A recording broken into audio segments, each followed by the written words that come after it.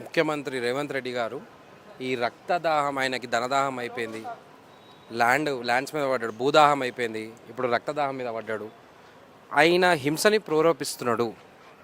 ఆయన అన్న మాటలు ఏదైతే పంట పొలాలకి నీళ్లు రావాలని చెప్పి ఒక జర్నలిస్ట్ అడిగిన ప్రశ్నకి ఆయన అన్న మాట ఏందండి, బీఆర్ఎస్ కార్యకర్తల బ్లడ్ ఇవ్వండి, రక్తం ఇవ్వండి అని అన్నాడు. ఆయన మాటని ఏకీభవిస్తూ మా యావత్ బీఆర్ఎస్పి విద్యార్థి విభాగం మొత్తం తెలంగాణ భవన్కి కదలొచ్చి వాళ్ళకు ఉన్నత స్థాయిలో వాళ్ళకి రక్తం ఇచ్చారు. రేవంత్ రెడ్డి గారు మీకు ఎంత రక్తం కావాలంటే చెప్పండి, ఇంకెంతనైనా సరే మా డిస్టిక్లలో మేము పెడతాము రక్త శిబిరాలు కూడా, అక్కడికి వెళ్ళి కూడా మీరు రక్తం తీసుకోండి. మేము అందరం కలిసి ఇప్పుడు రక్తం సేకరించి మేము మీ హెచ్ఆర్డీకి రమ్మంటావా, లేకపోతే కొత్త భవనం కట్టిన మాడికి రమ్మంటావా, ఏడికి రమ్మంటావా చెప్పు, మేము అందరం తరలి వస్తున్నాం. ఆల్రెడీ మేము రైతులు అడిగింది ఏంది, నీళ్ళు. ఆల్రెడీ గోదావరి జలాలలో నీళ్ళు మీకు ఉన్నాయి.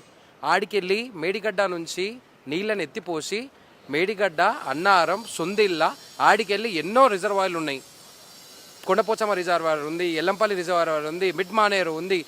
కొన్ని 18,000 లక్షల ఎకరాలకి సంబంధించిన నీళ్ళు పారే పెద్ద పెద్ద టర్బన్స్ కానీ, 20 హౌస్ పంపులు కానివ్వండి, లేదా 18 బాహుబలి మోటార్లు కానివ్వండి, ఇవన్నీ స్థిరంగా ఇప్పుడు ఉన్నప్పటికీ, ఏ వైఫల్యం లేనప్పటికీ రేవంత్ రెడ్డి గారు ఈ లిఫ్ట్ ఇరిగేషన్ ప్రాజెక్ట్ స్టార్ట్ చేస్తే ఎక్కడ కేసీఆర్ పేరు బయటకు వస్తుందో అని చెప్పి ఆయన lift irrigation project, Kaleshwaram project వాడకుండా చేసే కుట్రనే ఇది. ఏదో ఎల్నినో ఆల్రెడీ మొత్తం ఇండియాకి ఎఫెక్ట్ ఉంది, ఎల్నినో ఎఫెక్ట్ ఉంది అని చెప్పి మీకు ఒక 1 year ముందే మీకు తెలిసినప్పుడు మీరు ఒక స్పెషల్ కమిటీని వేసుకొని, మీరు ఒక ఓఎస్డీని పెట్టుకొని, మీరు ఒక ప్రణాళిక ఇచ్చుకొని, మీరు ఆఫీసర్లు డిప్లాయ్ చేసుకొని దీన్ని ఎలా చేయాలని చెప్పి మీరు ఇవ్వాలి. కానీ ప్రణాళిక మీరు ఇలా హింసకి గురి కావడం మంచిది కాదని చెప్పి